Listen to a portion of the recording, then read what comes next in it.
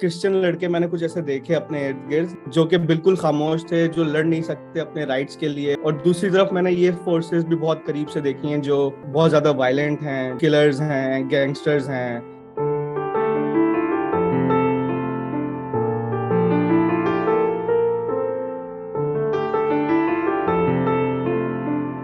The film is about Christian guy John, जिसका नाम है, और उसकी जो जर्नी है, it's a coming of age story. एक जमादार है वो स्कूल में बेसिकली, तो उसको मोहब्बत भी होती है, तो उसकी पूरी जर्नी है कि वो किस तरीके से एक मासूम लड़के से एक क्राइम की तरफ इन्वॉल्व होता है, कराची में रहते हुए कराची का क्या इन्फ्लुएंस है। तो वो पूरी एक जर्नी है उसकी।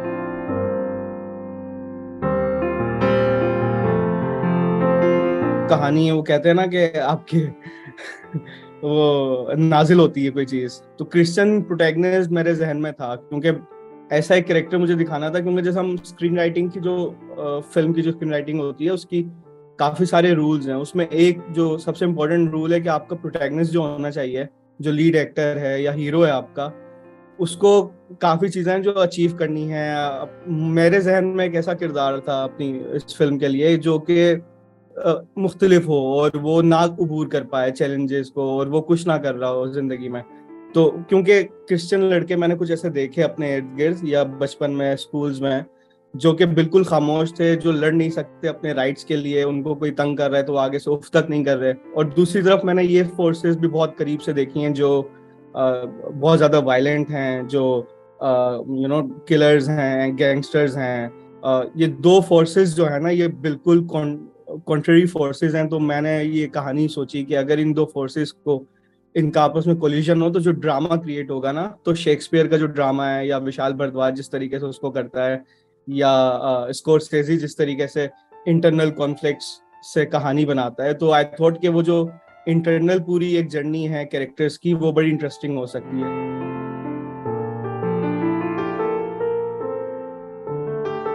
देखिए, हमारे जो सिनेमा है अभी ग्रोइंग स्टेज पे, तो मैं चाहूँ तो यहाँ पे अभी मैं बिल्कुल रोना शुरू कर दूं कि जैसी वो फिल्म्स बना रहे हैं वैसी फिल्म्स नहीं बननी चाहिए, और जैसी फिल्म्स मैं बनाता हूँ बस वैसी फिल्म सिनेमा वो होता है।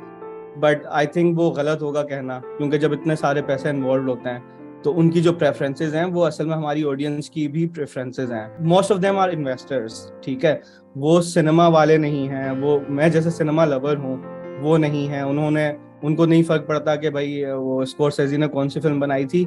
वो पूछते हैं कि उसकी फिल्म का बॉक्स ऑफिस क्या था, because they are at the end of the day they are investing a ton of a huge amount of money. Of course, आप जब जाते हो तो आप कहानी पिच करते हो, तो पहले तो कहानी की भी आई थिंक जिस तरह की कहानी मैं सुनाना चाह रहा था वो लोगों को अपील नहीं करती थी। तो वो कहते थे कि यार ये तो बिल्कुल बकवास है, और ये फिल्म कौन देखेगा, और कोई नहीं देखना चाहेगा, और ऐसी फिल्म नहीं बनाओ, कोई और आइडिया है तो बताओ जिसमें ये तमाम जो चीज़ें हैं ये होनी चाहिए। तो बहुत सारी चीजें होती थी। अब मैं खुल के इतना नहीं बता सकता, but they totally rejected it. 6 साल पुरानी आई थिंक कहानी है ये। इवेंचुअली फिर मैंने यही किया, मैं पाकिस्तान से चला गया और दुबई में जाके वहां मैंने काम किया अपना, और पैसे जमा किए। आहिस्ता आहिस्ता पोस्ट के पैसे भी हो गए, एडिटिंग के और तमाम चीज़ों के, क्योंकि इट्स वेरी एक्सपेंसिव फिल्म बनाना। मतलब अब मैं समझ रहा हूँ जिनके पास में जाता था उनका पॉइंट ऑफ व्यू क्या होता था। जो हीरो है हमारा वो वैसा हीरो नहीं है जो हम सिनेमा स्क्रीन्स पर देखते हुए बड़े हुए हैं।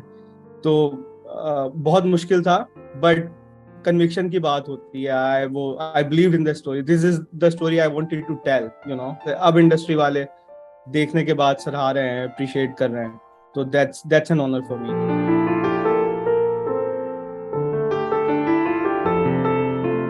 मैं स्टार्स चाह रहा था कि मेरी फिल्म में हो, बट एक तो मेरे कैरेक्टर्स कुछ ऐसे थे जो इजाजत नहीं दे रहे थे कि मैं कोई बड़ा स्टार अपनी फिल्म में ले सकूं, क्योंकि लीड एक्टर मुझे 20-21 साल का लड़का दिखाना था।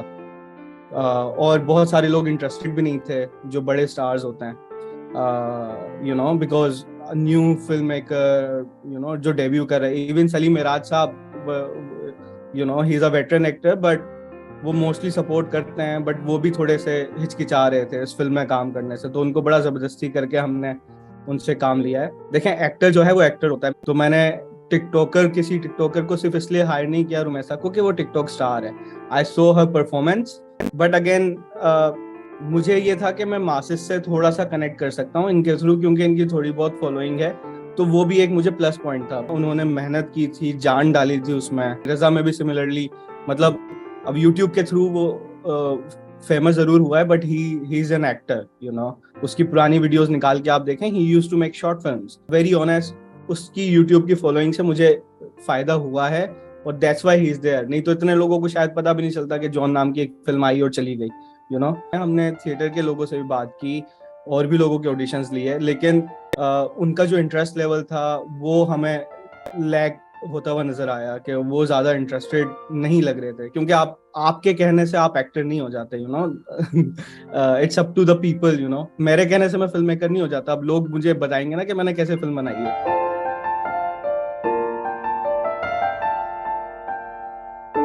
असल में फिल्म की, एक्चुअली फिल्म के लिए तो कोई ऐसा इदारा ही नहीं है जो फिल्म की एक्टिंग सिखाता हो। Theatre is a very different, you know, medium. It's a very different medium in my opinion, in my humble opinion. Theatre के जो एक्टर्स हैं, मुझे रॉ एक्टर्स थोड़े ज्यादा पसंद हैं, जिनको समझाना इजी होता है, जो इजीली क्विकली लर्न कर सकें, जिस तरह की परफॉर्मेंस मैं चाहता हूँ। तो थिएटर वाले जब वो एक मखसूस किस्म की एक्टिंग करके आते हैं, तो उनको जो है ना अनलर्न करके रीलर्न करना उनके लिए बहुत मुश्किल होता है। आई थिंक टीवी के एक्टर्स बड़े कुछ अच्छे कमाल एक्टर्स हैं, वेटरन एक्टर्स हैं। सलीम भाई भी थिएटर का बैकग्राउंड है उनका, बट वो समझते हैं फिल्म की एक्टिंग क्या है, टीवी की एक्टिंग क्या है। तो आप उनको जिस तरह की परफॉर्मेंस का बताएंगे ना, वो उस तरह की परफॉर्मेंस आपको 1.5 मिनट में पिक करके कर देंगे। तो इन चीजों का फर्क है। और फुकदान जो है वो है कहानियों का, कैरेक्टर्स का। क्योंकि राइटिंग एक एक्टर कुछ भी नहीं कर सकता। आप चाहे, यू नो, नवाजुद्दीन सिद्दीकी को आप एक थोड़ी, यू नो, कच्चा सा कैरेक्टर दे दें, वो कुछ भी नहीं कर पाएगा। यू नो, इरफान खान कुछ भी नहीं कर पाएगा। बाहर के एक्टर्स भी कुछ नहीं कर पाएंगे, क्योंकि अगर उनके पास किरदार में उनकी जान नहीं हो, उनके कैरेक्टर्स में लेयर्स ना हो। तो राइटिंग का आई थिंक फुकदान है कि हम लेयर्ड कैरेक्टर्स और उनके इंटरनल कॉन्फ्लिक्ट जो होते हैं, कि उनके अंदर क्या चल रहा है, वो जब तक नहीं लिखे हुए होंगे किरदारों में, तो वो अंदर वाली चीज आपको उनके एक्सप्रेशंस में नजर आना मुश्किल है, चाहे वो जितना अच्छा एक्टर हो।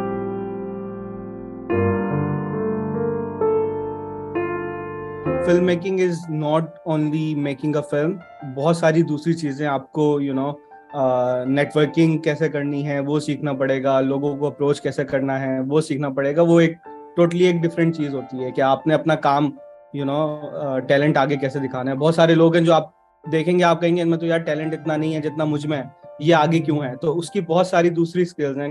तो एक पूरी पर्सनैलिटी आपको अपनी उस हिसाब से ग्रूम करनी पड़ती है। देखिए, आप कंप्लेन करने पे आए तो बहुत सारी चीजें जो पाकिस्तान में नहीं है, you know, festivals of course नहीं है, और पैसे नहीं लगा रहे कोई फिल्म पे आपकी, और एक्टर्स नहीं है। जो चीजें आप कर सकते हो एटलीस्ट वो आप करो। And I think it's very easy compare to other markets like India, you know. मैं एक फेस्टिवल में मिला था, कुछ इंडियन फिल्म मेकर्स थे, वो 4-4 फीचर लेंथ फिल्म्स बना के आए हुए थे। शॉर्ट फिल्म भी नहीं, 2-2 घंटे की फीचर फिल्म्स बना के आए हुए थे, और वो छोटे छोटे फेस्टिवल्स में यहाँ वहाँ घूम रहे थे, अपने पैसों पे जा रहे थे, लोगों को अप्रोच कर रहे थे, नेटवर्किंग कर रहे थे। और इंडिया में, यू नो, उन फिल्म्स को डिस्ट्रीब्यूशन तक नहीं मिली। तो यहाँ पे अप्रोच करना ईजी है। कोई इवेंट हो रहा है, आपको पता चल रहा है कि कोई वहां पे आया हुआ है, आप उसको तरीके से अप्रोच करें, उससे बात करें। आई थिंक यहाँ की इंडस्ट्री ज्यादा अप्रोचेबल है, क्योंकि बहुत छोटी है, यू नो। ये आपके फोन में कैमरा है, आपके, यू नो, ये डिजिटल कैमरास, ये तमाम चीजें बहुत, यू नो, सस्ता हो गया। It's very cheaper now, you know, than it was earlier. आप फोन से फिल्म्स बनाएं, आप अपना काम बनाते रहें, यू नो, शॉर्ट फिल्म्स बनाते रहें। जब आप काम करते रहेंगे तो आपका काम पॉलिश भी होगा, और इवेंचुअली इतने सारे प्लेटफॉर्म्स हैं, सोशल मीडिया को आप यूज करें, यूट्यूब को यूज करें आप, तो you can, but it's not easy, but you can do it, you know.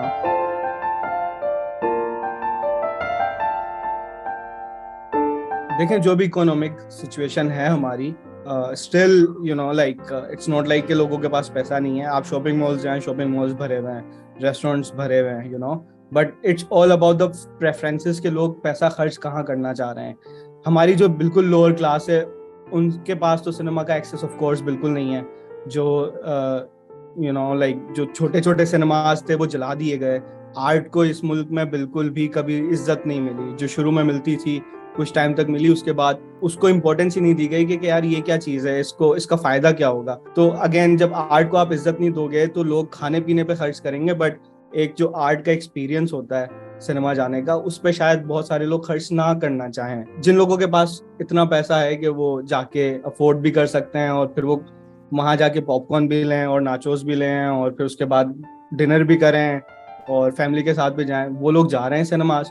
तो हमारा खैर, from a business point of view, we are not restricted only to the box office in Pakistan, but you know like we will go beyond, because कहानी इस तरह की है, वो universal है, कनेक्ट करेगी लोगों से। So far we are very happy कि एटलीस्ट इस तरह की फिल्म भी लोग आके देख रहे हैं। एक नीश मार्केट होती है जो आर्ट को रिस्पेक्ट करती है और इस तरह की कहानी, क्योंकि एक डिफरेंट एक्सपीरियंस है जब आप सिनेमा में जाते हो, इस तरह की फिल्म देखते हो। हम चाहते तो OTT पे डायरेक्ट रिलीज कर सकते थे, बट हमने बनाई है, हमने साउंड डिजाइन पे बड़ा खर्चा भी किया है और मेहनत भी की है।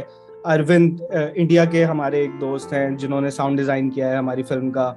म्यूजिक हमारे इंडिया के एक और दोस्त मनन हैं, उन्होंने किया है। तो उन्होंने वो सिनेमा का एक्सपीरियंस बनाया है। तो हम नहीं चाहते कि हमारी जो ऑडियंस है, जो इस तरह की फिल्म में इंटरेस्टेड है, वो उस एक्सपीरियंस को लूज आउट कर दे जस्ट बिकॉज मासेस शायद कनेक्ट ना कर पाए या अफोर्ड ना कर पाए सिनेमा का टिकट। तो कुछ लोगों के लिए हमने लगा दी है फिल्म।